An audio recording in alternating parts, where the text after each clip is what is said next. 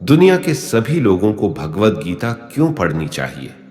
इंसान के सामने हर समय कुछ ना कुछ द्वंद्व चलता रहता है, जिसमें उसे समझ नहीं आता कि वह क्या करे, क्या ना करे। कभी सब कुछ एक पल में अच्छा लगता है, कभी बहुत खराब। कभी किसी इंसान का साथ अच्छा लगता है, कभी वही इंसान बुरा भी। कभी कोई चीज पसंद आती है तो कभी उसी चीज से ऊबने लगता है। कभी कोई क्रिया या कर्म सुख देता है तो कभी बोझ लगता है। तो ऐसे में इंसान का जीवन ऐसे ही द्वंद्व में उलझा रह जाता है और वह अपने वास्तविक आनंद की जगह सिर्फ सुख दुख में फंसा रह जाता है। गीता इसी द्वंद्व से निकलने का सबसे सुंदर मनोवैज्ञानिक और तर्क के आधार पर किया गया संवाद है, जो अद्वितीय है। उसमें मनुष्य को बताया गया है कि कैसे वह जीवन में संतुलन को अपनाकर निर्भय होकर आगे बढ़े, जिससे उसके द्वंद्व मिटेंगे, संशय मिटेंगे, राग द्वेष मिटेंगे और जीवन की असली परिभाषा समझकर इस जीवन पथ पर चलने में आसानी होगी। श्रीमद् भगवद गीता हिंदू धर्म का एक पवित्र ग्रंथ है। गीता में 18 अध्याय और 700 श्लोक हैं और सभी महत्वपूर्ण हैं। गीता में आत्मा, परमात्मा, भक्ति, कर्म, जीवन आदि का वृहद रूप से वर्णन किया गया है। आज 5000 साल से भी ज्यादा वक्त बीत गया है, लेकिन गीता के उपदेश आज भी हमारे जीवन में उतने ही प्रासंगिक हैं।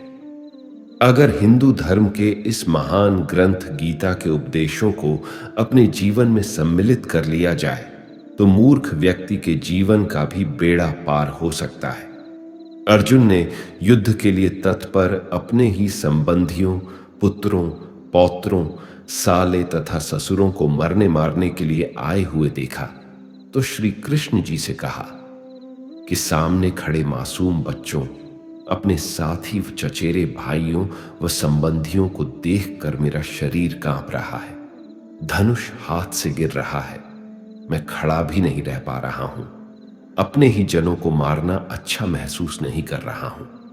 हे कृष्ण, न तो मैं विजय चाहता हूं, न ही राज्य का सुख, क्योंकि उनको जो स्वयं अपने राज्य व जान की परवाह न करके मरने को तैयार है, उन्हें मारकर मैं राज्य नहीं चाहता।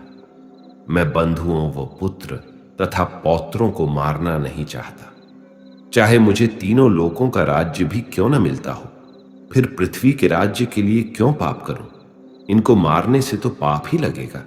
ऐसे कुकर्म करके हम कैसे सुखी हो सकते हैं? ये सामने खड़े राजा लोग तो मोह माया में अंधे हो रहे हैं, फिर हमें तो ज्ञान है। ऐसा क्यों करें कि कुल का नाश होने पर दूसरे दुष्कर्मी लोग हमारी स्त्रियों को तंग करेंगे। पतिव्रता धर्म नष्ट हो जाएगा तथा धर्म कर्म न करने से नरक के भागी हो जाएंगे। वास्तव में हम बहुत पापी हैं, जो अपने ही बंधुओं को स्वार्थवश मारने को तैयार हो गए हैं। अर्जुन ने कहा कि भगवान इस पाप को बचाने के लिए यदि धृतराष्ट्र के पुत्र मुनिहत्थे को मार दें और युद्ध न हो तो भी मैं स्वयं मरना बेहतर समझता हूं कि एक मेरे मरने से लाखों बहन विधवा होने से बच जाएंगे तथा लाखों मासूम बच्चे अनाथ होने से बच जाएंगे। यह कहकर अर्जुन दुखी मन से रथ के बीच वाले हिस्से में बैठ गया तथा धनुष को रख दिया। अर्जुन ने जब युद्ध के लिए मना किया तो श्री कृष्ण ने अर्जुन को गीता का उपदेश दिया था। श्रीमद् भगवद गीता के दूसरे अध्याय में श्री कृष्ण अर्जुन से कहते हैं कि जो लोग कर्म नहीं करते हैं, अपने कर्तव्य से भागते हैं, वे कायर होते हैं। ऐसे लोगों को घर परिवार और समाज में सम्मान नहीं मिलता, बल्कि इन्हें अपमानित होना पड़ सकता है। गीता के पहले अध्याय में श्री कृष्ण मौन थे। अर्जुन श्री कृष्ण से लगातार प्रश्न कर रहे थे, युद्ध न करने के निर्णय को सही बताते हुए अपने तर्क दे रहे थे, लेकिन श्री कृष्ण ने अर्जुन से कुछ नहीं कहा। श्री कृष्ण का मौन देखकर अर्जुन की आंखों से आंसू बहने लगे। तब भगवान ने अर्जुन को गीता का उपदेश दिया। जब तक व्यक्ति स्वयं को बुद्धिमान मानता है और व्यर्थ तर्क देता है, तब तक भगवान मौन रहते हैं।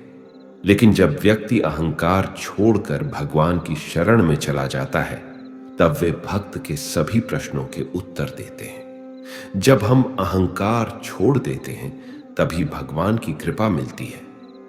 अर्जुन की आंखों में जब आंसू आ गए तब श्री कृष्ण ने अर्जुन के अज्ञान को दूर करने के लिए उपदेश दिया। गीता में भगवान ने अर्जुन को कर्म और कर्तव्य का महत्व समझाया।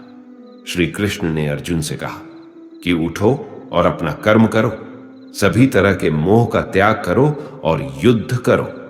अर्जुन ने कहा कि हे मधुसूदन, आप ही बताएं, मैं भीष्म पितामह और द्रोणाचार्य पर प्रहार कैसे करूं?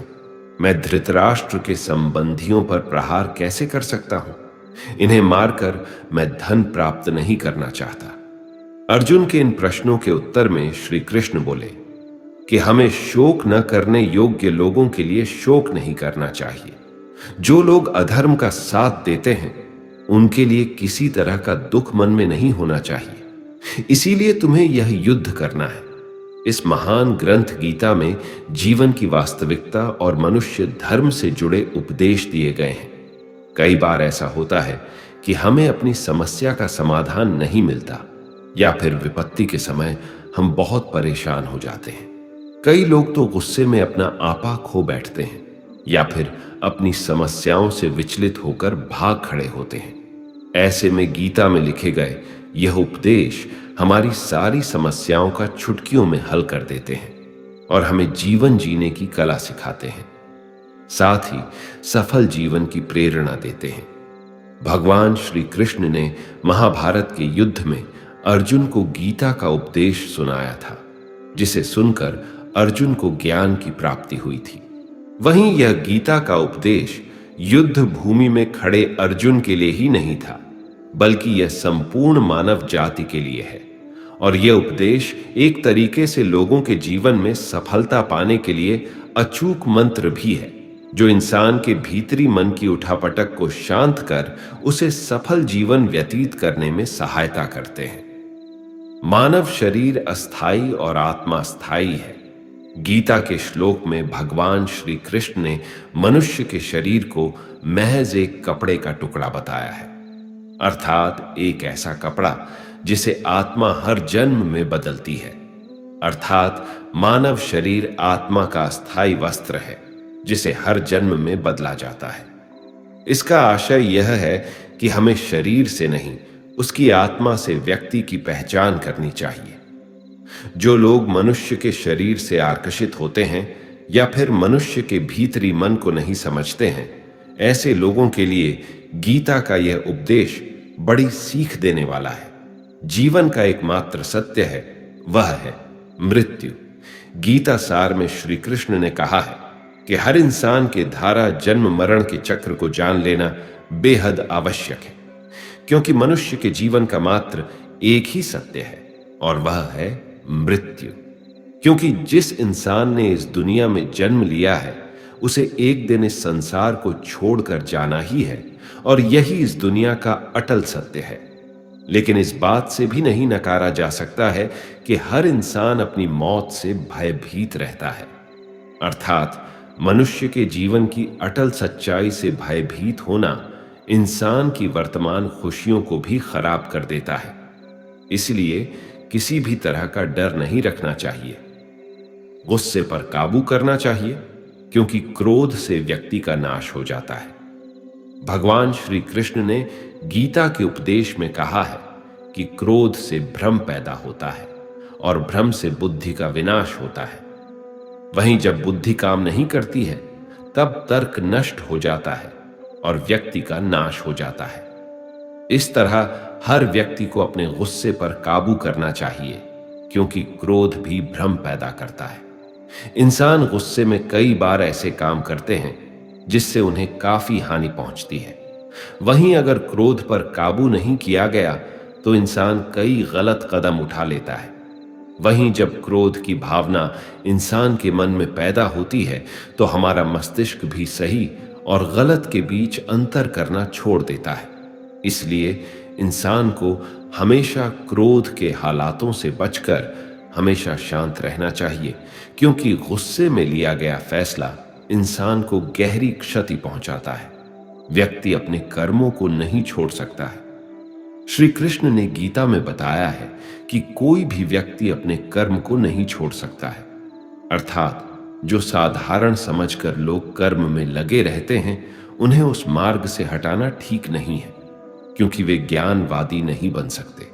वहीं अगर उनका कर्म भी छूट गया तो वे दोनों तरफ से भटक जाएंगे और प्रकृति व्यक्ति को कर्म करने के लिए बाध्य करती है। जो व्यक्ति कर्म से बचना चाहता है वह ऊपर से तो कर्म छोड़ देता है, लेकिन मन ही मन उसमें डूबा रहता है। अर्थात जिस तरह व्यक्ति का स्वभाव होता है वह उसी के अनुरूप अपने कर्म करता है। मनुष्य को देखने का नजरिया गीता सार में मनुष्य को देखने के नजरिए पर भी संदेश दिया गया है। इसमें लिखा गया है, जो ज्ञानी व्यक्ति ज्ञान और कर्म को एक रूप में देखता है उसी का नजरिया सही है, और जो ज्ञानी पुरुष होता है उसे ज्ञान नहीं होने की वजह से वह हर किसी चीज को गलत नजरिए से देखता है। इंसान को अपने मन को काबू में रखना चाहिए। गीता सार में उन लोगों के लिए संदेश दिया गया है जो लोग अपने मन को काबू में नहीं रखते हैं, क्योंकि ऐसे लोगों का मन इधर उधर भटकता रहता है और उनके लिए वह शत्रु के समान काम करता है। मन व्यक्ति के मस्तिष्क पर भी गहरा प्रभाव डालता है। जब व्यक्ति का मन होता है तो उसका मस्तिष्क भी सही तरीके से काम करता है। खुद का आकलन करें।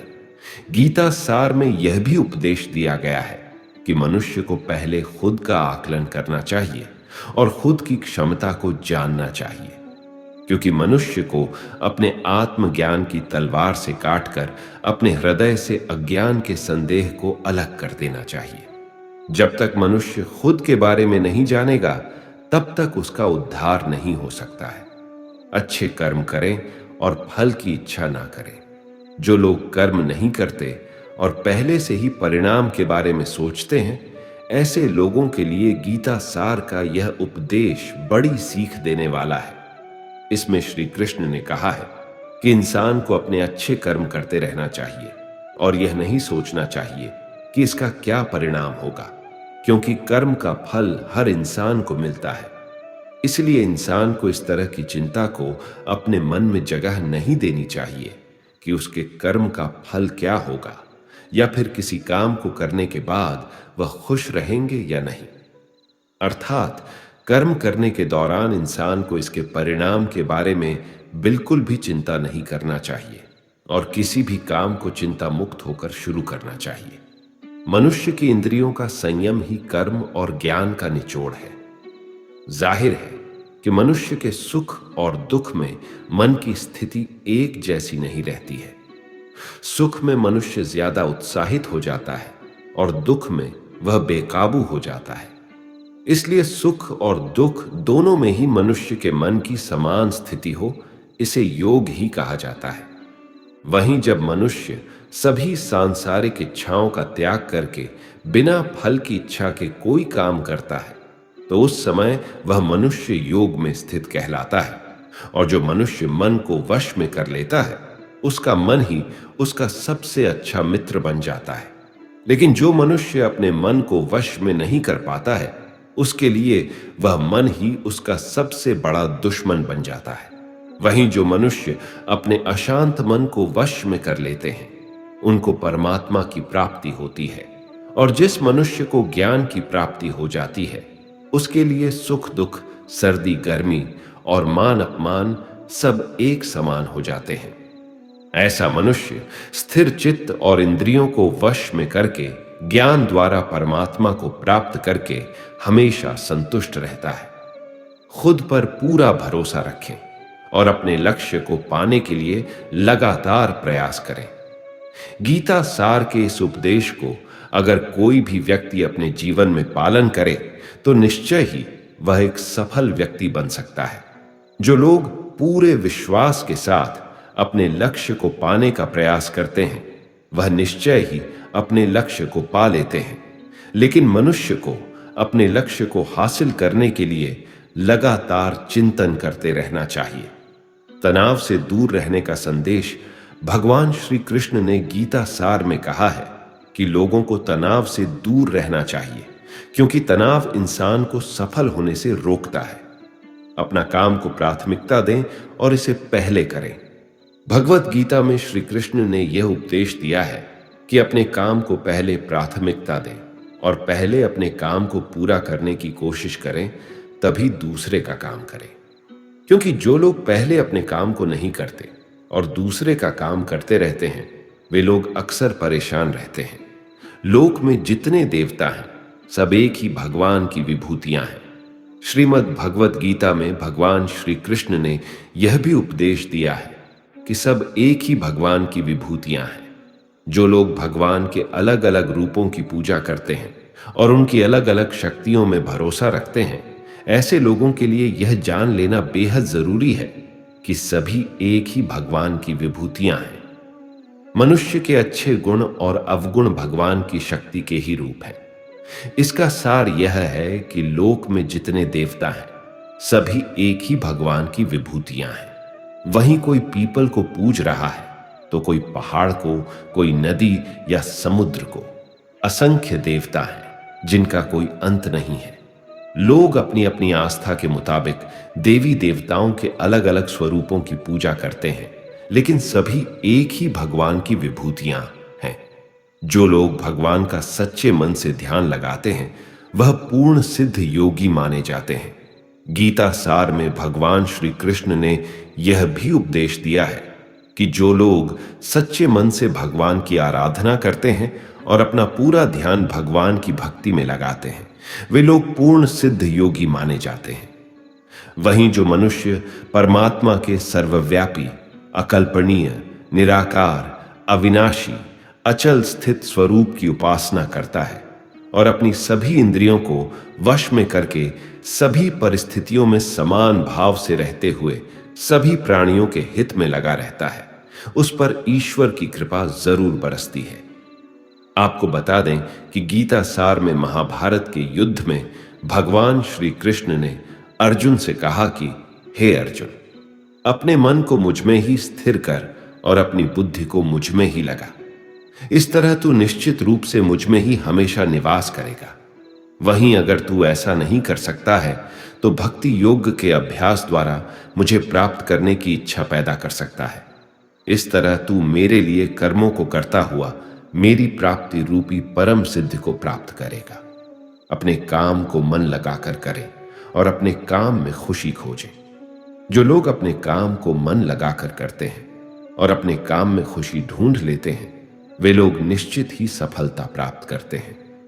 वहीं दूसरी तरफ कई लोग ऐसे भी होते हैं जो किसी काम को बोझिल समझकर उस काम को सिर्फ निपटाने की कोशिश करते हैं। ऐसे लोग किसी काम को ढंग से नहीं कर पाते हैं और अपने जीवन में पीछे रह जाते हैं। किसी भी तरह की अधिकता इंसान के लिए बन सकती है बड़ा खतरा।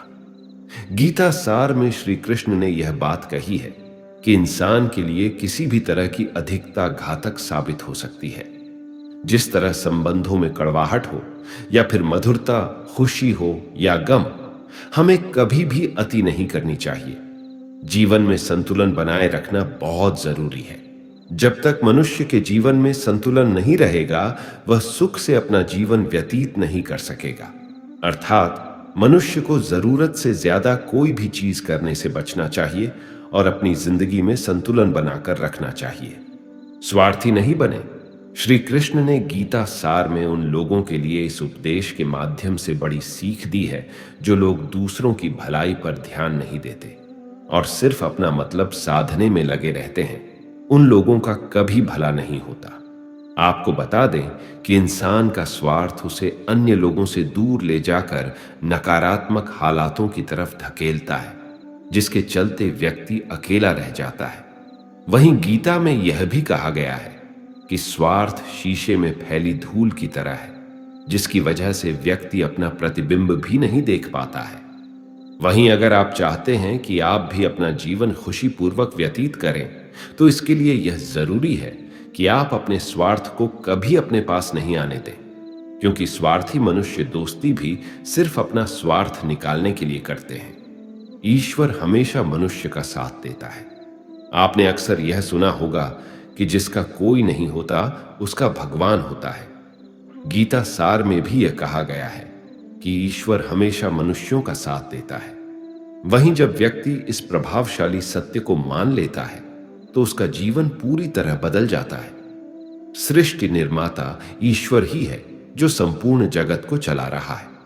वहीं इंसान तो बस ईश्वर की हाथ की एक कठपुतली है। इसीलिए इंसान को कभी अपने भविष्य या फिर अतीत की चिंता नहीं करनी चाहिए, क्योंकि हर विकट परिस्थिति में ईश्वर इंसान का साथ देता है और उसे मुश्किल से बाहर निकालता है। इसलिए हम सभी को ईश्वर पर भरोसा रखना चाहिए। संदेह की आदत इंसान के दुख का कारण बनती है। जिन लोगों में शक या संदेह की आदत होती है, या फिर जो लोग जरूरत से ज्यादा शक करते हैं, ऐसे लोगों के लिए श्री कृष्ण ने गीता में कहा है कि पूर्ण सत्य की खोज या फिर संदेह की आदत इंसान के दुख का कारण बनती है, क्योंकि शक करना एक ऐसी आदत है जो कि मजबूत से मजबूत रिश्ते को भी खोखला कर देती है। वहीं जिज्ञासा होना भी लाजमी है, लेकिन पूरी तरह सत्य की खोज या फिर संदेह ही इंसान के दुख का कारण बनती है, और शक करने वाले इंसान बाद में इसका पश्चाताप करते हैं। भगवान श्री कृष्ण के धारा श्रीमद् भगवद गीता में जो भी उपदेश दिए हैं, अगर इन उपदेशों को लोग अपने जीवन में उतार लें तो वे निश्चित ही अपने जीवन में सफल हो सकते हैं। गीता सार के यह उपदेश वाकई एक सफल जीवन के निर्माण करने में अपनी अहम भूमिका निभाते हैं। भगवान श्री कृष्ण अर्जुन से कह रहे हैं कि जो व्यक्ति किसी से भी द्वेष नहीं करता, सबके साथ दयालु व्यवहार करता है, जो खुद को स्वामी नहीं मानता और अहम मुक्त है, जो सुख दुख में संभाव रहता है, आत्म संतुष्ट व जिसको स्वयं की इंद्रियों पर संयम है, वह जो मुझ में मन तथा बुद्धि को स्थिर करके भक्ति करता है, ऐसा भक्त मुझे प्रिय है। यदि सब माँ बाप अपने बच्चों को इस तरह पालेंगे, वो उन्हें ऐसी अच्छी शिक्षा देंगे, तो समाज बेहतरीन होगा और दुनिया बिल्कुल अलग होगी। परंतु इसके लिए माँ बाप को भी शिक्षा अर्जित करनी होगी। वे जो शिक्षा देना चाहते हैं उसका पालन करना होगा। गीता हो या रामायण में प्रभु राम का चरित्र इतना ज्ञान होने के बाद, इतना बड़ा योद्धा होने के बाद भी, दयालु शांत हनुमान जी का खुद एक राजा पुत्र होने के बाद भी श्री राम जी को समर्पण, वह भी बिना किसी स्वामित्व भाव के, श्री राम का अपने माता पिता व सीता माँ के प्रति समर्पण, सीता माँ का बच्चों के प्रति व अपने आत्म सम्मान के लिए सजगता, श्री राम का प्रजा के प्रति कर्तव्य कि उनके लिए कोई धोबी हो या सेनापति, सबकी बात सुनी जाती थी, चाहे उसके लिए उन्हें अपने सबसे प्रिय व्यक्ति से सवाल जवाब करने हो। अक्सर लोग समझते हैं कि श्री राम ने सीता मां को धोबी के कहने पर छोड़ा। वे लोग बिल्कुल भटके हुए होते हैं। श्री राम ने सीता मां को कभी नहीं छोड़ा, बल्कि उनसे बहुत स्नेह किया। वह सीता मां के प्रति हमेशा समर्पित रहे। उन्होंने अपना राज धर्म निभाया और सीता मां ने वह किया जो उन्हें अपने आत्म सम्मान के लिए ठीक लगा। ध्यान देने वाली बात है कि रामायण केवल एक राष्ट्र धर्म के लिए न्याय प्रिय व मर्यादा पुरुषोत्तम भगवान राम को मिसाल बनाने की नहीं है, बल्कि एक औरत का हक, आत्म सम्मान की कहानी भी है। मेरे हिसाब से हर माता पिता को अपने बच्चों को रामायण की बातें व गीता की सीख देनी चाहिए, क्योंकि बच्चे जो देखते सुनते हैं उसका प्रभाव उनके मन व आचरण पर अवश्य पड़ता है। हमारे बच्चों को भगवद गीता और रामायण के बारे में सिखाना क्यों महत्वपूर्ण है? आजकल के घरों में अधिकांश बच्चे मार्वल के hero, Superman, iron man, Spiderman, Hulk इत्यादि चरित्रों से अधिक प्रभावित दिखाई देते हैं।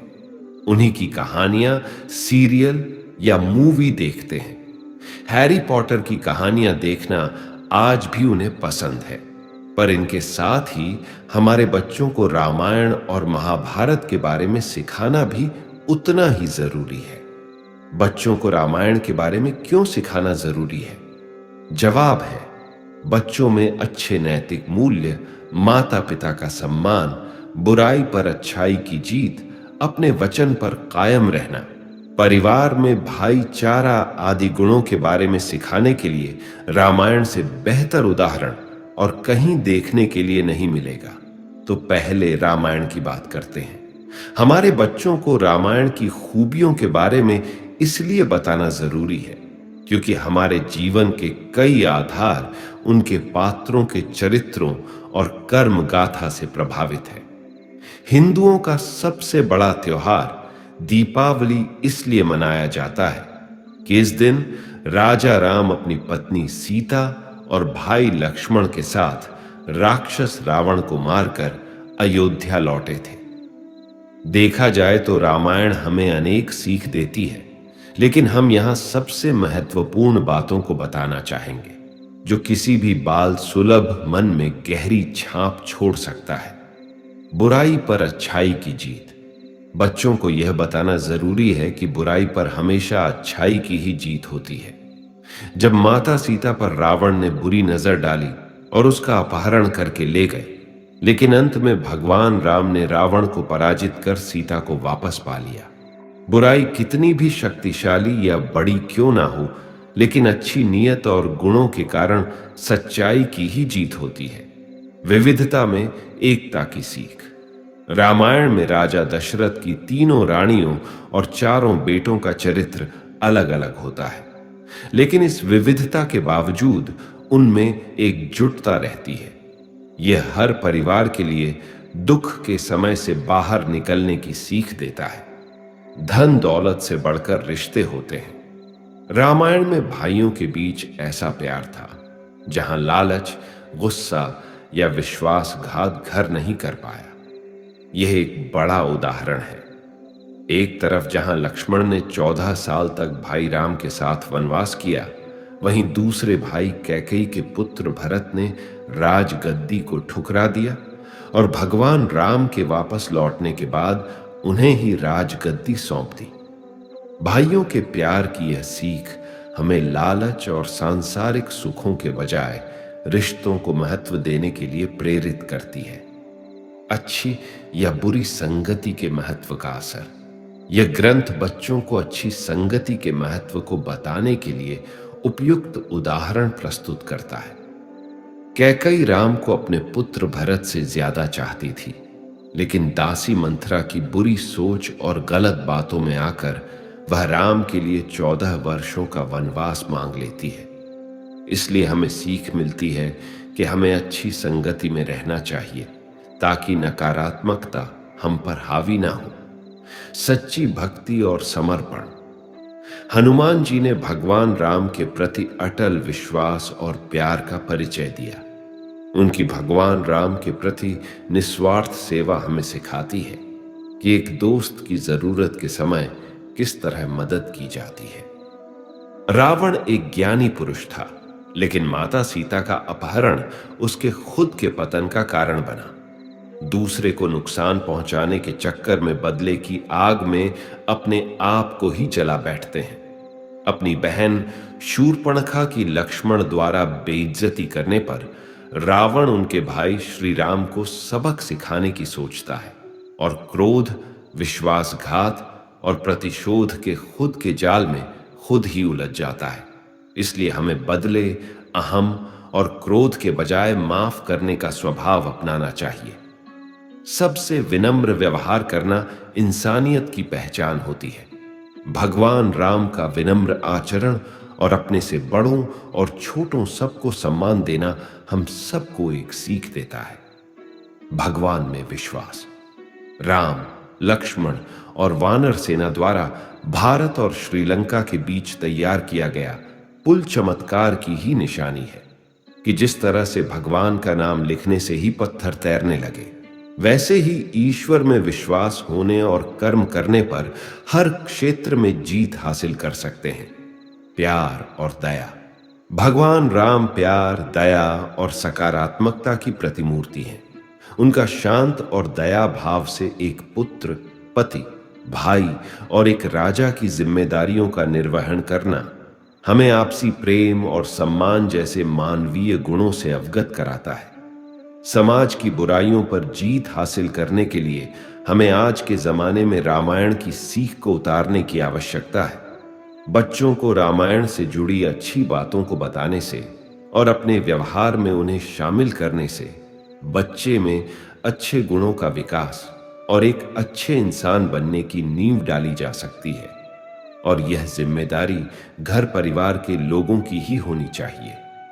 बच्चों को भगवद गीता की सीख क्यों देनी चाहिए? भगवद गीता में जीवन के हर समय को जीने के लिए बहुत ही व्यवहारिक बात कही गई है, जिसे जीवन में अपनाना हर किसी के लिए अच्छा है। बच्चों को इसके बारे में बताना उनको जीवन जीने के तरीके से अवगत कराना है। बड़े बुजुर्गों को कहते सुना है कि गीता में जीवन का सार है।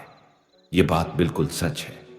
भगवान श्री कृष्ण के उपदेश जीवन के लक्ष्य को हासिल करने में आज भी उतने ही महत्वपूर्ण हैं जितने यह महाभारत के समय थे।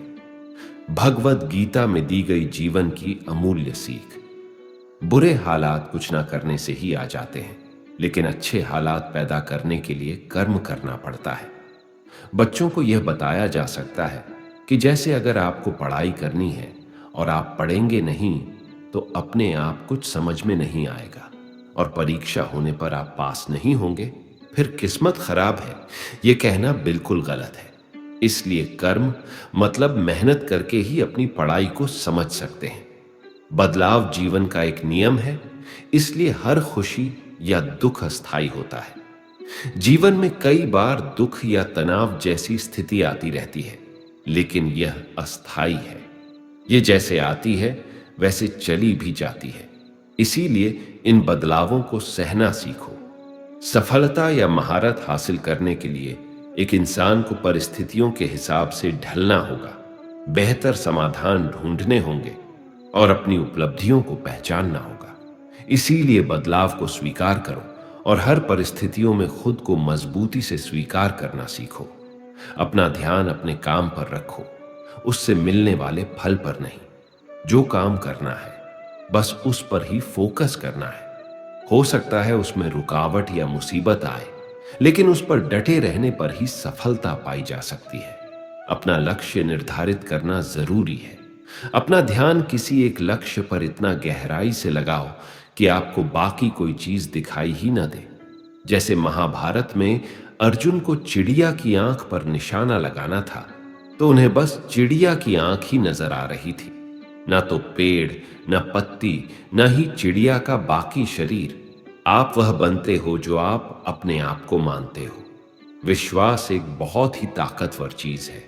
ये एक बीमार इंसान को भी ठीक कर सकती है, एक दुखी इंसान को खुश कर सकती है और नाकामयाब इंसान को तरक्की भी दिला सकती है। हर इंसान पहले अपने दिमाग को यह विश्वास कराता है कि वह कुछ बड़ा करने के लायक है और उसके बाद ही उसमें उस लक्ष्य को हासिल करने की हिम्मत आती है। कायरता और डर सफलता के दुश्मन हैं। डर हमारे ऊपर अगर हावी हो जाता है तो हमें अपनी क्षमताओं पर शक होने लगता है, और यह तब बाहर आता है जब हम या तो किसी परिस्थिति को पूरी तरह से समझ नहीं पाते, और यह डर हमें कायर बनाता है और अपने लक्ष्य से भटकाता है। इसीलिए हमेशा बुद्धिमानी और ज्ञान का पीछा करो, क्योंकि यही दो चीजें हैं जो हमें विपरीत परिस्थिति में बहुत ज्यादा सहायता करती हैं। आपका दिमाग या तो आपको आबाद कर सकता है या फिर बर्बाद। हर इंसान को अपने आप को अपने मन से ऊपर उठाना चाहिए, वरना वह आगे बढ़ने के बजाय पीछे गिरते जाएंगे। यह सच है कि मन हमारा सबसे अच्छा दोस्त भी बन सकता है और सबसे बुरा दुश्मन भी। अगर आप अपने मन के मालिक नहीं हो तो आप उसके गुलाम हो, और जो कि आपको धीरे धीरे बर्बाद कर देगा। इसी वजह से श्री कृष्णा हमें अपने अवचेतन मन को जागृत करने की बात कहते हैं। अपनी इंद्रियों पर नियंत्रण रखना जरूरी है। हर ऐसी चीज जो हमें अपने लक्ष्य से भटकाती है उसे लालसा बोला गया है। बच्चों को यह बात जरूर सिखानी चाहिए कि लक्ष्य हासिल करने के लिए मन को नियंत्रित रखना जरूरी कदम है। जैसे अगर आपका लक्ष्य है परीक्षा में अच्छे अंक लाना, लेकिन आप बार बार सोशल मीडिया या अपना मोबाइल चेक कर रहे हो, तो आपका दिमाग नियंत्रण में नहीं है। फिर उसका परिणाम कैसे अच्छा होगा? माता पिता का भी कर्तव्य बनता है कि बच्चों को इस काम में सहयोग दें, उनका मनोबल बढ़ाएं, ताकि उन्हें सही गलत समझ में आ सके। रोज ध्यान करो। ध्यान की मदद से आप अपने अंदर का सारा डर, तनाव और चिंता संदेह से सीधा छुटकारा पा सकते हैं। अपना कर्म करते रहो, उसके फल पाने की चिंता मत करो। जो हमारा काम है उसे धर्म समझकर करना जरूरी है। हम जो काम करेंगे उसके परिणाम या लाभ हानि की चिंता करेंगे तो हमारा मन भटकना निश्चित है। हर इंसान के जीवन में अलग अलग समय पर अलग अलग काम की प्राथमिकता रहती है, जो हमें समयानुसार करते जाना है। हम जैसा कर्म करेंगे हमें उसका उचित परिणाम जरूर मिलेगा। श्री कृष्ण कहते हैं कि पृथ्वी हम इंसानों की कर्म भूमि है और यहां हमें हमारे कर्मों से ही जाना है। आपकी जिंदगी आपके चुनाव का परिणाम होती है।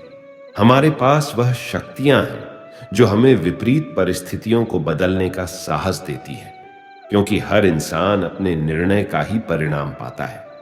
इसीलिए बच्चे जब बड़े हो जाते हैं तो उन्हें यह समझाना बहुत जरूरी है कि उन्हें ही अपनी क्षमता पहचान कर अपने जीवन की दिशा निर्धारित करनी है। यही दिशा जीवन में आने वाले समय में उस दिशा का परिणाम निर्धारित करेगी। आज के युग में भी रामायण और भगवत गीता में कही गई अच्छी बातों का उतना ही महत्व है। हमारे घर के बुजुर्गों तथा माता पिता का कर्तव्य बनता है कि वह अपने बच्चों को इनसे अवगत जरूर कराएं। हम नहीं कराएंगे तो कौन कराएगा? गीता से हमें यह ज्ञान मिलता है कि व्यक्ति को केवल अपने काम और कर्म पर ध्यान देना चाहिए। साथ ही कर्म करते समय इस बात का ध्यान रखना चाहिए कि हम जो भी कर्म कर रहे हैं उसका फल भी हमें निश्चित ही प्राप्त होगा। गीता हमें बताती है कि जीवन क्या है और इसे कैसे जीना चाहिए। आत्मा और परमात्मा का मिलन कैसे होते हैं, अच्छे और बुरे की समझ क्यों जरूरी है। इन सभी गूढ़ सवालों के जवाब हमें गीता से प्राप्त होते हैं। लेकिन सवाल यह है कि गीता का पूर्णता ज्ञान कैसे प्राप्त किया जा सकता है और इसके लिए इसे कितनी बार पढ़ना चाहिए। जब हम पहली बार गीता पढ़ते हैं तो इसे हम एक अंधे व्यक्ति के रूप में पढ़ते हैं, यानी हम केवल इतना ही समझ पाते हैं कि कौन किसके पिता, कौन किसकी बहन और कौन किसका भाई है। पहली बार गीता पढ़ने पर इससे ज्यादा कुछ समझ में नहीं आता। जब हम दूसरी बार गीता पढ़ते हैं तो मन में कुछ सवाल जागृत होंगे कि ऐसा क्यों किया गया या ऐसा क्यों हुआ। जब हम तीसरी बार गीता पढ़ेंगे तो इसके अर्थ को समझने लगेंगे। हालांकि हर व्यक्ति को इसका अर्थ अपने तरीके से ही समझ आएगा।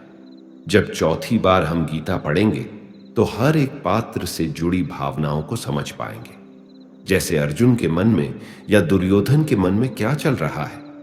पांचवी बार गीता को पढ़ने से पूरा कुरुक्षेत्र हमारे मन में खड़ा हो जाता है और हमारे मन में अलग अलग कल्पनाएं होती हैं। छठवीं बार गीता पढ़ने से हम भगवान को अपने सामने अनुभव करने लगते हैं और हमें ऐसा लगता है कि भगवान हमारे सामने यह सब बता रहे हैं। आठवीं बार गीता को पढ़ने से हमें यह एहसास हो जाता है कि कृष्ण कहीं बाहर नहीं बल्कि हमारे भीतर ही है और हम उनके भीतर।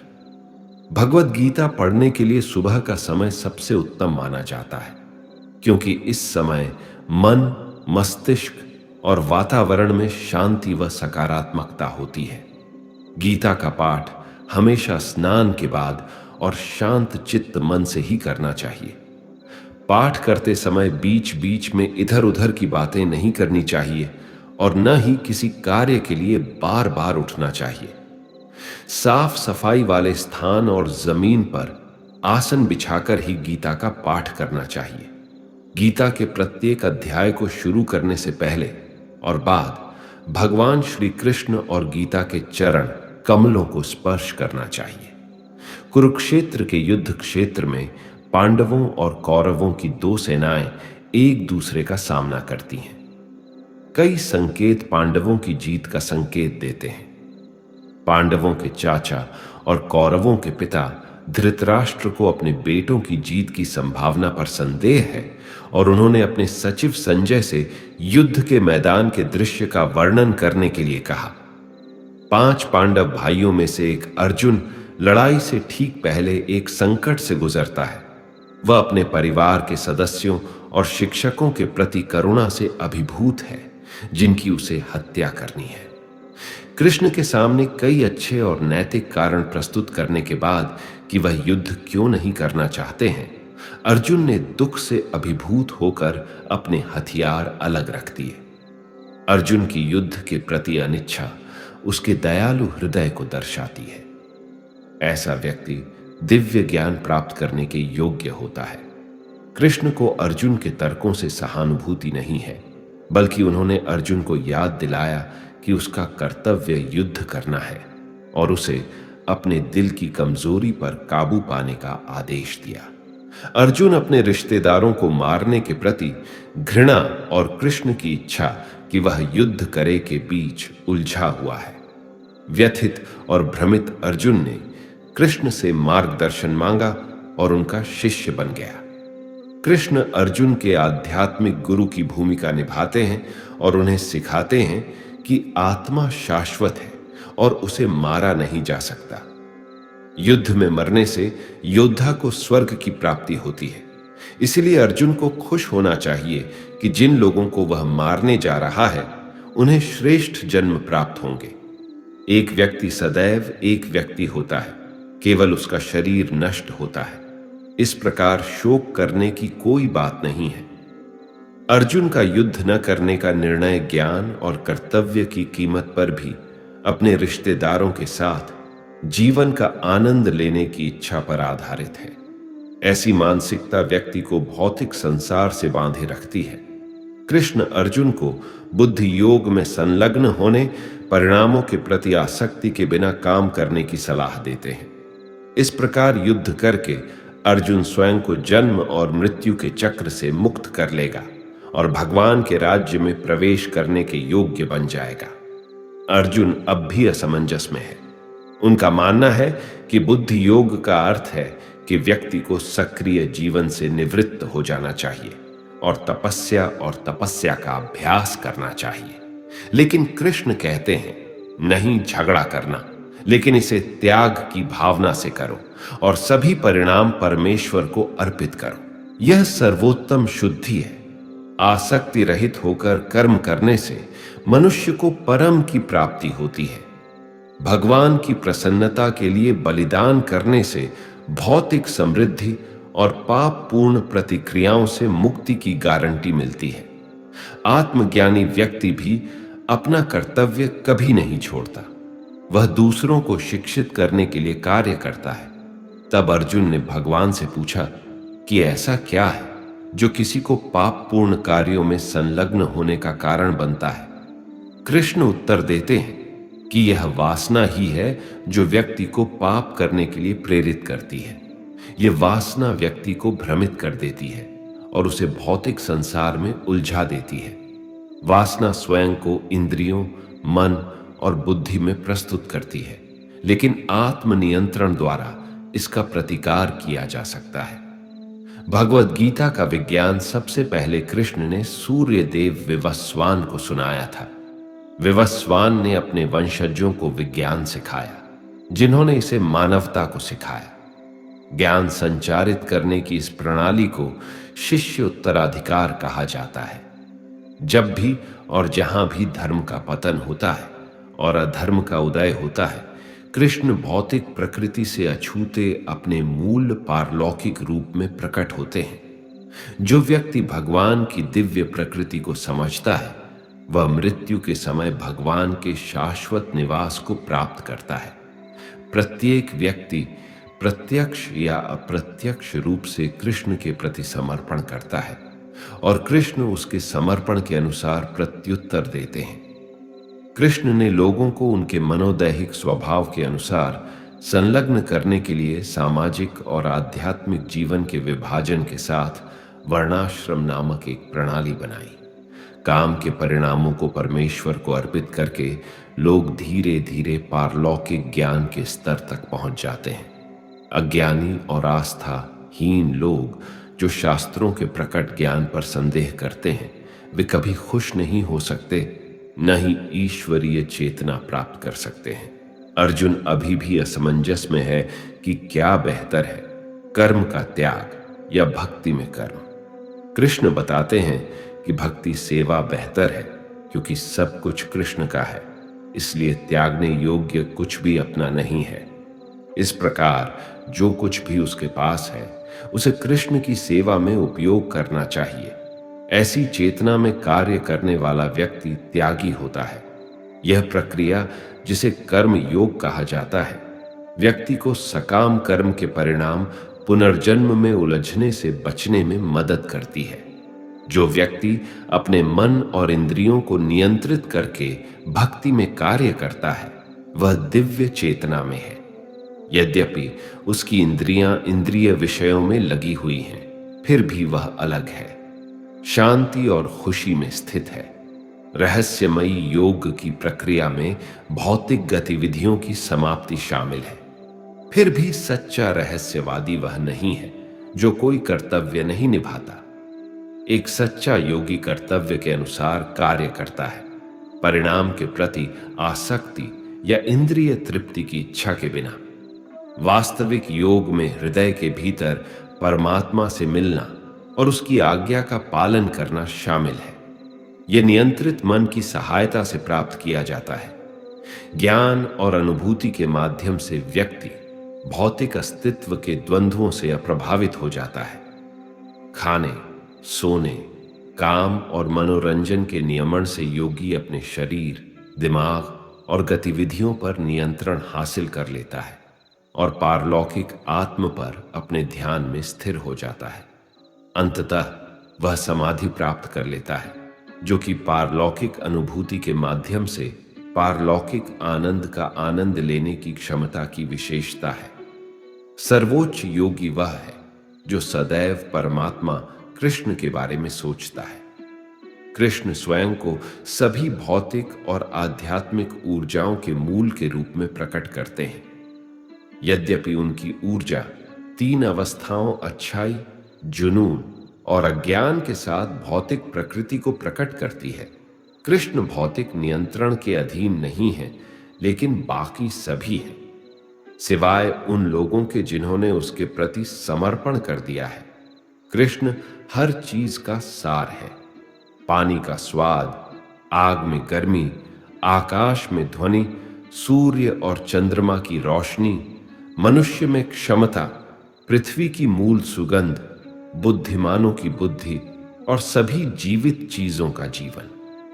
चार प्रकार के पुरुष कृष्ण के प्रति समर्पण करते हैं और चार प्रकार के नहीं करते। जो लोग समर्पण नहीं करते, वे कृष्ण की अस्थाई मायावी शक्ति से ढके रहते हैं और उन्हें कभी नहीं जान पाते। लेकिन धर्मनिष्ठ लोग भक्ति सेवा में समर्पण के पात्र बन जाते हैं। उनमें से जो लोग यह समझते हैं कि कृष्ण सभी कारणों का कारण है, वे बड़े दृढ़ संकल्प के साथ भक्ति सेवा में संलग्न होते हैं और कृष्ण के प्रिय बन जाते हैं। ये दुर्लभ आत्माएं निश्चित रूप से उसे प्राप्त करेंगी। अर्जुन ने कृष्ण से 7 प्रश्न पूछे। ब्रह्म क्या है? स्व क्या है? सकाम गतिविधियां क्या है? भौतिक अभिव्यक्ति क्या है? देवता कौन है? बलिदान का भगवान कौन है? और भक्ति में लगे लोग मृत्यु के समय कृष्ण को कैसे जान सकते हैं? कृष्ण उत्तर देते हैं, ब्राह्मण अविनाशी जीवित इकाई को संदर्भित करता है, स्वयं आत्मा की सेवा की आंतरिक प्रकृति को संदर्भित करता है और सकारात्मक गतिविधियों का अर्थ है वे क्रियाएं जो भौतिक शरीर का विकास करती हैं। भौतिक अभिव्यक्ति सदैव बदलती रहने वाली भौतिक प्रकृति है। देवता और उनके ग्रह सर्वोच्च भगवान के सार्वभौमिक रूप का हिस्सा है। और यज्ञ के भगवान स्वयं परमात्मा के रूप में कृष्ण हैं। जहां तक मृत्यु के समय कृष्ण को जानने की बात है, यह व्यक्ति की चेतना पर निर्भर करता है। सिद्धांत यह है, जब कोई व्यक्ति अपना शरीर त्यागता है तो वह अपनी जिस अवस्था को याद रखता है वह निश्चित रूप से उसी अवस्था को प्राप्त कर लेता है। कृष्ण कहते हैं, जो कोई भी जीवन के अंत में मेरा स्मरण करते हुए अपना शरीर त्यागता है वह बिना किसी संदेह के तुरंत मेरे स्वभाव को प्राप्त कर लेता है। इसलिए मेरे प्रिय अर्जुन, तुम्हें हमेशा मेरे बारे में कृष्ण के रूप में सोचना चाहिए और साथ ही युद्ध के अपने निर्धारित कर्तव्य का पालन करना चाहिए। मेरे प्रति समर्पित अपने क्रियाकलापों और मुझ पर स्थिर मन तथा बुद्धि से तुम निस्संदेह मुझे प्राप्त करोगे। ब्रह्मा के प्रत्येक दिन के दौरान सभी जीव प्रकट हो जाते हैं और उनकी रात के दौरान वे अव्यक्त प्रकृति में विलीन हो जाते हैं। यद्यपि किसी के शरीर को छोड़ने के लिए शुभ और अशुभ समय होते हैं, कृष्ण के भक्त उनकी परवाह नहीं करते हैं, क्योंकि कृष्ण की शुद्ध भक्ति में संलग्न होने से वे वेदों का अध्ययन करने या यज्ञ, दान, दार्शनिक अटकलों में संलग्न होने से प्राप्त सभी परिणामों को स्वचालित रूप से प्राप्त कर लेते हैं और इसी तरह ऐसे शुद्ध भक्त भगवान के परम शाश्वत धाम तक पहुंचते हैं। भगवान कृष्ण के अनुसार सबसे गोपनीय ज्ञान भक्ति, सेवा का ज्ञान, सबसे शुद्ध ज्ञान और सर्वोच्च शिक्षा है। यह आत्मबोध द्वारा स्वयं की प्रत्यक्ष अनुभूति कराता है और यही धर्म की पूर्णता है। यह चिरस्थायी और आनंद पूर्वक किया जाता है। कृष्ण का अव्यक्त रूप हर चीज में व्याप्त है, लेकिन कृष्ण स्वयं पदार्थ से अलग रहते हैं। भौतिक प्रकृति उसके निर्देशन में कार्य करते हुए सभी गतिशील और निर्जीव प्राणियों को उत्पन्न करती है। कृष्ण का अव्यक्त रूप हर चीज में व्याप्त है, लेकिन कृष्ण स्वयं पदार्थ से अलग रहते हैं। भौतिक प्रकृति उसके निर्देशन में कार्य करते हुए सभी गतिशील और निर्जीव प्राणियों को उत्पन्न करती है। अलग अलग उपासक अलग अलग लक्ष्य तक पहुंचते हैं। जो मनुष्य स्वर्गीय ग्रहों को प्राप्त करना चाहते हैं वे देवताओं की पूजा करते हैं और फिर उनके बीच जन्म लेकर ईश्वरीय आनंद का आनंद लेते हैं। लेकिन ऐसे लोग अपने पवित्र श्रेय को समाप्त करने के बाद पृथ्वी पर लौट आते हैं। जो मनुष्य पितरों की पूजा करते हैं वे पितरों के लोक में जाते हैं और जो भूतों की पूजा करते हैं वे भूत बन जाते हैं। लेकिन जो अनन्य भक्ति से कृष्ण की पूजा करता है वह हमेशा के लिए उनके पास चला जाता है।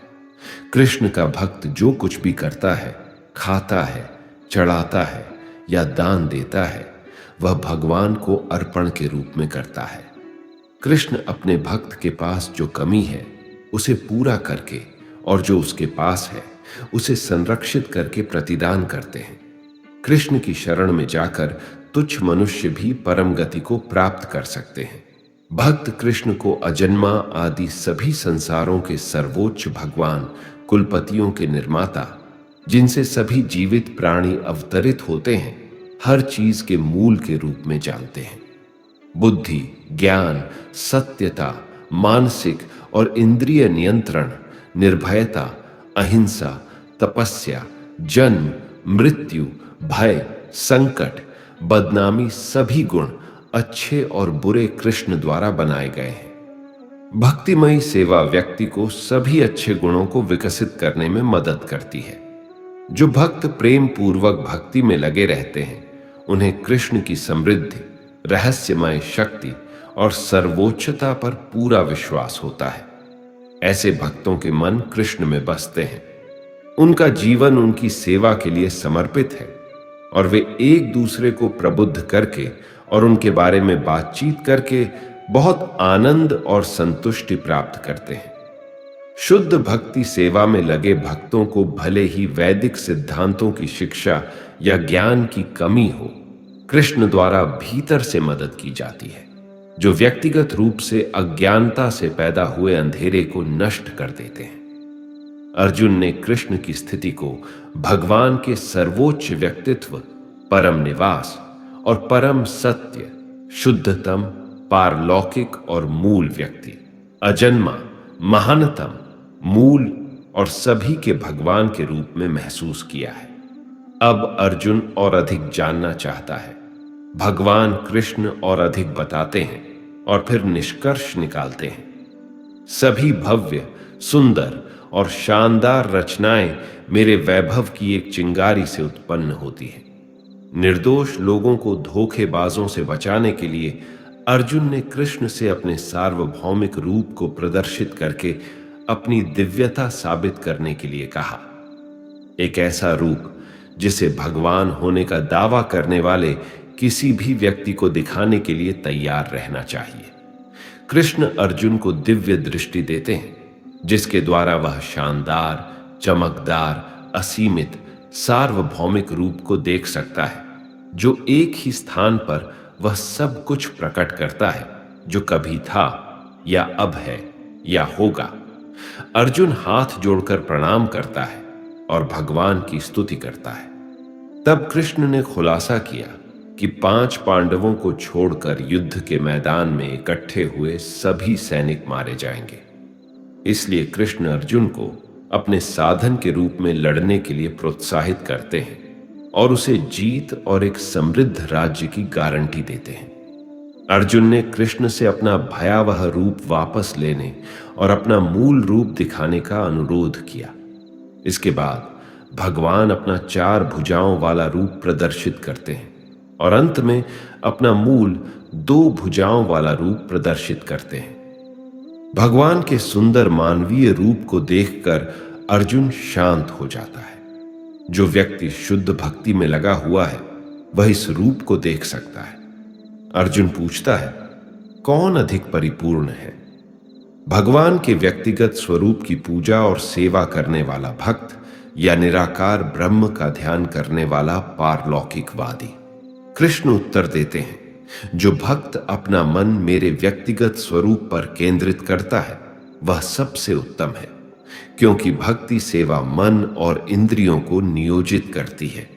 ये एक देहधारी आत्मा के लिए सर्वोच्च गंतव्य तक पहुंचने का आसान प्राकृतिक तरीका है। अवैयक्तिक मार्ग अप्राकृतिक और कठिनाइयों से भरा है। कृष्ण इसकी अनुशंसा नहीं करते।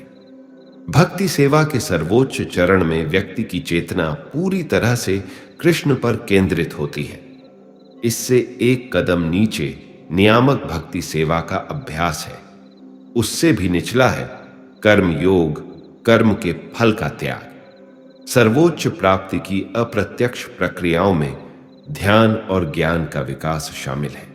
जो भक्त शुद्ध, विशेषज्ञ, सहिष्णु, आत्मनियंत्रित, समदर्शी, गैर ईर्ष्या, झूठे, अहंकार से मुक्त, सभी जीवों के प्रति मित्रतापूर्ण और मित्रों और शत्रुओं के प्रति समान है, वह भगवान को प्रिय है। अर्जुन प्रकृति, पुरुष, क्षेत्र, क्षेत्र, ज्ञान, ज्ञान के बारे में जानना चाहता है।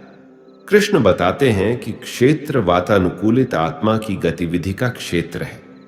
इसके भीतर जीव और परमेश्वर दोनों रहते हैं, जिन्हें क्षेत्र ज्ञान क्षेत्र के ज्ञाता कहा जाता है। ज्ञान, ज्ञान का अर्थ है शरीर और उसके जानने वालों की समझ। ज्ञान में विनम्रता, अहिंसा, सहनशीलता, स्वच्छता, आत्मनियंत्रण, झूठे अहंकार की अनुपस्थिति और सुखद और अप्रिय घटनाओं के बीच समचित्तता जैसे गुण शामिल होते हैं। ज्ञान, ज्ञान का विषय परमात्मा है। प्रकृति, प्रकृति सभी भौतिक कारणों और प्रभावों का कारण है। 2 पुरुष या भोक्ता जीव और परमात्मा है। एक व्यक्ति जो यह देख सकता है कि व्यक्तिगत आत्मा और परमात्मा विभिन्न प्रकार के भौतिक शरीरों में, जिनमें वे सफलतापूर्वक रहते हैं, अपरिवर्तित रहते हैं, और कहा जाता है कि उनके पास अनंत काल का दर्शन है। शरीर और शरीर के ज्ञाता के बीच के अंतर को समझने और भौतिक बंधन से मुक्ति की प्रक्रिया को समझने से व्यक्ति सर्वोच्च लक्ष्य तक पहुंच जाता है। संपूर्ण भौतिक पदार्थ भौतिक प्रकृति के तीन गुणों का स्रोत है, अच्छाई, जुनून और अज्ञान। ये विधाएं आत्मा पर अपना प्रभाव डालने में प्रतिस्पर्धा करती हैं। काम के तौर तरीकों को देखकर हम समझ सकते हैं कि वे सक्रिय हैं, हम नहीं, और हम अलग हैं। इस प्रकार भौतिक प्रकृति का प्रभाव धीरे धीरे कम हो जाता है और हम कृष्ण के आध्यात्मिक स्वरूप को प्राप्त कर लेते हैं। सत्व गुण प्रकाशित करता है। यह व्यक्ति को सभी पापों से मुक्त करता है, लेकिन उसे खुशी और ज्ञान की अनुभूति कराता है। जो व्यक्ति सतोगुण में मरता है वह उच्च लोकों को प्राप्त करता है।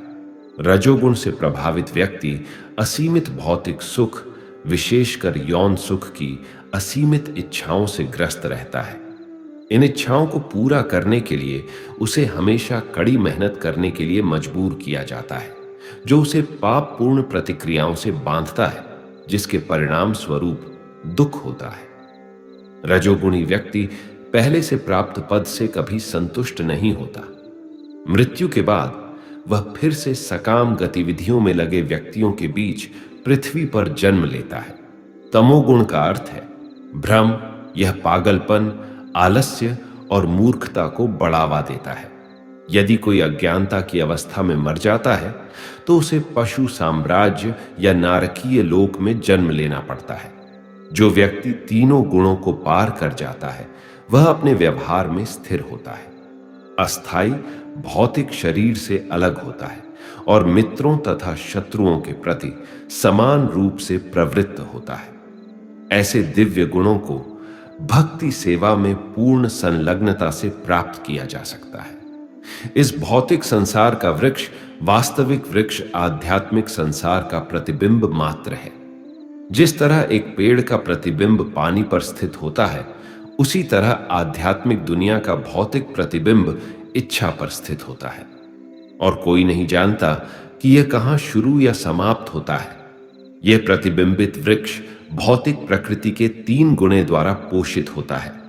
इसकी पत्तियां वैदिक रचनाएं हैं और इसकी टहनियां इंद्रियों की वस्तुएं हैं। जो व्यक्ति स्वयं को इस वृक्ष से अलग करना चाहता है उसे वैराग्य के हथियार से इसे काट देना चाहिए और सर्वोच्च भगवान की शरण लेनी चाहिए। इस दुनिया में हर कोई अचूक है, लेकिन आध्यात्मिक दुनिया में हर कोई अचूक है और अन्य सभी से परे सर्वोच्च व्यक्ति कृष्ण है। सृजित प्राणियों के दो वर्ग, दैवीय और आसुरी, अलग अलग गुणों से संपन्न हैं। अर्जुन जैसे धर्मात्मा पुरुषों में ईश्वरीय गुण होते हैं। दान, आत्मसंयम, नम्रता, शील, क्षमा, स्वच्छता, तपस्या, सादगी, अहिंसा, सत्यता, शांति, निर्भयता, क्रोध से मुक्ति, आध्यात्मिक ज्ञान की खेती, दोष, घृणा, खोज, सभी जीवित प्राणियों के लिए करुणा, लोभ से मुक्ति और स्थिर दृढ़ संकल्प, अभिमान, क्रोध, ईर्ष्या, कठोरता, अहंकार, अज्ञानता, निर्लज्जता, अस्वच्छता और अनुचित व्यवहार जैसे आसुरी गुण लोगों को भ्रम के जाल में बांध देते हैं, जिससे उन्हें बार बार आसुरी योनि में जन्म लेना पड़ता है। कृष्ण के पास जाने में असमर्थ राक्षस धीरे धीरे नरक में डूब जाते हैं। दो प्रकार की कार्रवाई, विनियमित और अनियमित, अलग अलग परिणाम देती है। जो व्यक्ति शास्त्रीय आदेशों का त्याग करता है उसे न तो पूर्णता मिलती है, न खुशी, न ही सर्वोच्च गंतव्य। शास्त्र द्वारा नियंत्रित लोग समझते हैं कि कर्तव्य क्या है और क्या नहीं। वे आत्म प्राप्ति के लिए अनुकूल कार्य करके धीरे धीरे सर्वोच्च गंतव्य प्राप्त करते हैं। अर्जुन पूछता है, प्रकृति का कौन सा तरीका उन लोगों को नियंत्रित करता है जो शास्त्र के सिद्धांतों का पालन नहीं करते हैं, बल्कि अपनी कल्पना के अनुसार पूजा करते हैं? उत्तर में कृष्ण विभिन्न प्रकार के विश्वास, भोजन, दान, तपस्या, बलिदान और तपस्या का विश्लेषण करते हैं, जो भौतिक प्रकृति के विभिन्न गुणों को चिह्नित करते हैं। तीन शब्द ओम, तत्व, सत्य, सर्वोच्च परम सत्य का प्रतीकात्मक प्रतिनिधित्व है। एम सर्वोच्च को इंगित करता है। तत्व का उपयोग भौतिक बंधन से मुक्त होने के लिए किया जाता है और सत्य इंगित करता है कि पूर्ण सत्य भक्ति सेवा का उद्देश्य है। ईश्वर में विश्वास के बिना किया गया कोई भी यज्ञ, दान या तपस्या असत्य, अनित्य कहलाती है। अर्जुन ने कृष्ण से त्याग और संन्यास के उद्देश्य के बारे में पूछा। कृष्ण इन्हें और कर्म के 5 कारणों, कर्म को प्रेरित करने वाले 3 कारकों और कर्म के 3 घटकों की व्याख्या करते हैं। वह भौतिक प्रकृति के 3 गुणों में से प्रत्येक के अनुसार कार्रवाई, समाज, दृढ़ संकल्प, खुशी और काम का भी वर्णन करता है। व्यक्ति अपना कार्य करके पूर्णता प्राप्त करता है, दूसरे का नहीं, क्योंकि निर्धारित कर्तव्य कभी भी पाप पूर्ण प्रतिक्रियाओं से प्रभावित नहीं होते हैं। इस प्रकार व्यक्ति को परिणाम की आसक्ति या अपेक्षा के बिना कर्तव्य की तरह काम करना चाहिए। मनुष्य को अपना कर्तव्य कभी नहीं छोड़ना चाहिए। आत्म साक्षात्कार का सर्वोच्च मंच कृष्ण की शुद्ध भक्ति है। तदनुसार कृष्ण अर्जुन को हमेशा उन पर निर्भर रहने, उनके संरक्षण में काम करने और उनके प्रति सचेत रहने की सलाह देते हैं। यदि अर्जुन कृष्ण के लिए लड़ने से इनकार करता है तो भी उसे युद्ध में घसीटा जाएगा, क्योंकि एक क्षत्रिय के रूप में लड़ना उसका स्वभाव है। फिर भी वह यह निर्णय लेने के लिए स्वतंत्र है कि वह क्या करना चाहता है। कृष्ण की कृपा से अर्जुन का भ्रम और संदेह दूर हो जाता है और वह कृष्ण के निर्देशों के अनुसार लड़ने का विकल्प चुनता है। आत्मा पर अपना प्रभाव डालने में प्रतिस्पर्धा करती है। काम के तौर तरीकों को देखकर हम समझ सकते हैं कि वे सक्रिय हैं, हम नहीं, और हम अलग हैं। इस प्रकार भौतिक प्रकृति का प्रभाव धीरे धीरे कम हो जाता है और हम कृष्ण के आध्यात्मिक स्वरूप को प्राप्त कर लेते हैं। सत्व गुण प्रकाशित करता है। यह व्यक्ति को सभी पापों से मुक्त करता है, लेकिन उसे खुशी और ज्ञान की अनुभूति कराता है। जो व्यक्ति सतो गुण में मरता है वह उच्च लोकों को प्राप्त करता है। रजोगुण से प्रभावित व्यक्ति असीमित भौतिक सुख, विशेषकर यौन सुख की असीमित इच्छाओं से ग्रस्त रहता है। इन इच्छाओं को पूरा करने के लिए उसे हमेशा कड़ी मेहनत करने के लिए मजबूर किया जाता है, जो उसे पापपूर्ण प्रतिक्रियाओं से बांधता है, जिसके परिणाम स्वरूप दुख होता है। रजोगुणी व्यक्ति पहले से प्राप्त पद से कभी संतुष्ट नहीं होता। मृत्यु के बाद वह फिर से सकाम गतिविधियों में लगे व्यक्तियों के बीच पृथ्वी पर जन्म लेता है। तमोगुण का अर्थ है भ्रम, यह पागलपन, आलस्य और मूर्खता को बढ़ावा देता है। यदि कोई अज्ञानता की अवस्था में मर जाता है तो उसे पशु साम्राज्य या नारकीय लोक में जन्म लेना पड़ता है। जो व्यक्ति तीनों गुणों को पार कर जाता है वह अपने व्यवहार में स्थिर होता है, अस्थायी भौतिक शरीर से अलग होता है और मित्रों तथा शत्रुओं के प्रति समान रूप से प्रवृत्त होता है। ऐसे दिव्य गुणों को भक्ति सेवा में पूर्ण संलग्नता से प्राप्त किया जा सकता है। इस भौतिक संसार का वृक्ष वास्तविक वृक्ष आध्यात्मिक संसार का प्रतिबिंब मात्र है। जिस तरह एक पेड़ का प्रतिबिंब पानी पर स्थित होता है, उसी तरह आध्यात्मिक दुनिया का भौतिक प्रतिबिंब इच्छा पर स्थित होता है और कोई नहीं जानता कि यह कहां शुरू या समाप्त होता है। यह प्रतिबिंबित वृक्ष भौतिक प्रकृति के 3 गुणे द्वारा पोषित होता है। इसकी पत्तियां वैदिक रचनाएं हैं और इसकी टहनियां इंद्रियों की वस्तुएं हैं। जो व्यक्ति स्वयं को इस वृक्ष से अलग करना चाहता है उसे वैराग्य के हथियार से इसे काट देना चाहिए और सर्वोच्च भगवान की शरण लेनी चाहिए। इस दुनिया में हर कोई अचूक है, लेकिन आध्यात्मिक दुनिया में हर कोई अचूक है और अन्य सभी से परे सर्वोच्च व्यक्ति कृष्ण है। सृजित प्राणियों के 2 वर्ग, दैवीय और आसुरी, अलग अलग गुणों से संपन्न हैं। अर्जुन जैसे धर्मात्मा पुरुषों में ईश्वरीय गुण होते हैं, दान, आत्मसंयम, नम्रता, शील, क्षमा, स्वच्छता, तपस्या, सादगी, अहिंसा, सत्यता, शांति, निर्भयता, क्रोध से मुक्ति, आध्यात्मिक ज्ञान की खेती, दोष, घृणा, खोज, सभी जीवित प्राणियों के लिए करुणा, लोभ से मुक्ति और स्थिर दृढ़ संकल्प, अभिमान, क्रोध, ईर्ष्या, कठोरता, अहंकार, अज्ञानता, निर्लज्जता, अस्वच्छता और अनुचित व्यवहार जैसे आसुरी गुण लोगों को भ्रम के जाल में बांध देते हैं, जिससे उन्हें बार बार आसुरी योनि में जन्म लेना पड़ता है। कृष्ण के पास जाने में असमर्थ राक्षस धीरे धीरे नरक में डूब जाते हैं। दो प्रकार की कार्रवाई, विनियमित और अनियमित, अलग अलग परिणाम देती है। जो व्यक्ति शास्त्रीय आदेशों का त्याग करता है उसे न तो पूर्णता मिलती है, न खुशी, न ही सर्वोच्च गंतव्य। शास्त्र द्वारा नियंत्रित लोग समझते हैं कि कर्तव्य क्या है और क्या नहीं। वे आत्म प्राप्ति के लिए अनुकूल कार्य करके धीरे धीरे सर्वोच्च गंतव्य प्राप्त करते हैं। अर्जुन पूछता है, प्रकृति का कौन सा तरीका उन लोगों को नियंत्रित करता है जो शास्त्र के सिद्धांतों का पालन नहीं करते हैं, बल्कि अपनी कल्पना के अनुसार पूजा करते हैं? उत्तर में कृष्ण विभिन्न प्रकार के विश्वास, भोजन, दान, तपस्या, बलिदान और तपस्या का विश्लेषण करते हैं, जो भौतिक प्रकृति के विभिन्न गुणों को चिह्नित करते हैं। 3 शब्द ओम, तत्व, सत्य, सर्वोच्च परम सत्य का प्रतीकात्मक प्रतिनिधित्व है। एम सर्वोच्च को इंगित करता है। तत्व का उपयोग भौतिक बंधन से मुक्त होने के लिए किया जाता है और सत्य इंगित करता है कि पूर्ण सत्य भक्ति सेवा का उद्देश्य है। ईश्वर में विश्वास के बिना किया गया कोई भी यज्ञ, दान या तपस्या असत्य, अनित्य कहलाती है। अर्जुन ने कृष्ण से त्याग और संन्यास के उद्देश्य के बारे में पूछा।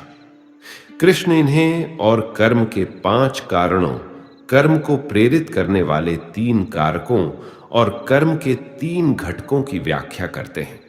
वह भौतिक प्रकृति के 3 गुणों में से प्रत्येक के अनुसार कार्रवाई, समाज, दृढ़ संकल्प, खुशी और काम का भी वर्णन करता है। व्यक्ति अपना कार्य करके पूर्णता प्राप्त करता है, दूसरे का नहीं, क्योंकि निर्धारित कर्तव्य कभी भी पाप पूर्ण प्रतिक्रियाओं से प्रभावित नहीं होते हैं। इस प्रकार व्यक्ति को परिणाम की आसक्ति या अपेक्षा के बिना कर्तव्य की तरह काम करना चाहिए।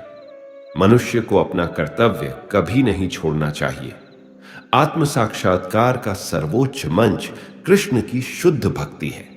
तदनुसार कृष्ण अर्जुन को हमेशा उन पर निर्भर रहने, उनके संरक्षण में काम करने और उनके प्रति सचेत रहने की सलाह देते हैं।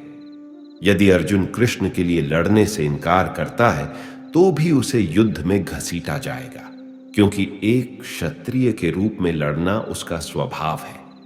फिर भी वह यह निर्णय लेने के लिए स्वतंत्र है कि वह क्या करना चाहता है। कृष्ण की कृपा से अर्जुन का भ्रम और संदेह दूर हो जाता है और वह कृष्ण के निर्देशों के अनुसार लड़ने का विकल्प चुनता है।